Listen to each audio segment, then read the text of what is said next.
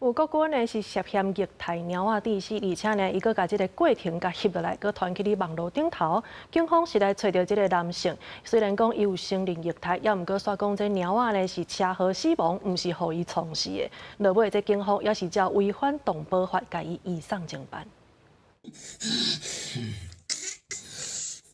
甲猫的头饲伫壁顶，甚至甲地暗棍啊！这个姓林的查甫人，甚至还佫甲过程翕起来，铺伫网络顶。有网友转传影片，甲虐待猫仔的事件公开，而且讲这只猫仔现处是已经死亡啊！新北市动保处接到通报，甲警方做伙去这个查甫人因兜查访，煞拢无人出来开门，因为这个涉案的查甫人有现役军人的身份，就其尾伫营区外口，甲人带转去侦讯。本部林姓役男休假期间，以涉犯动物保护法，经警方通知理由，干部陪同配合接受调查，若查证属实，依法严惩。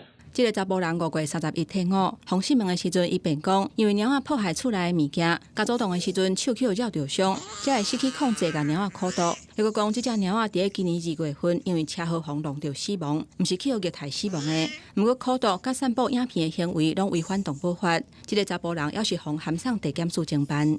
虐待动物致死，已违反动保法第25条，科处2年以下有期徒刑或拘役，并科新台币20万元以上200万元以下罚金。因为这个查甫人厝内还佫有另外饲一只猫仔，亲人嘛有饲一只狗仔。经过沟通了后，这2只动物拢送交动保处收容。因为真正传出有人虐待动物，还佫翕做影片铺上网的情形，动保团体认为讲，无排除有的人是想要摕来电，而且无把动物的性命当作是一回事。有一些人可能会就存在着炫耀的心理，然后他也觉得可能虐待动物不是一件什么太大的事，被骂了、被发现了，然后可能就是再道个歉。就是他们其实不会把小动物的生命当作是一回事。动保团体认为讲，要阻挡虐待动物，教育是真重要，会当从细汉就开始建立观念，无介意动物无要紧，毋过毋通甲因伤害。嘛希望虐待动物的刑责爱加较重咧，才会当达到主动的效果。公视新闻综合报道。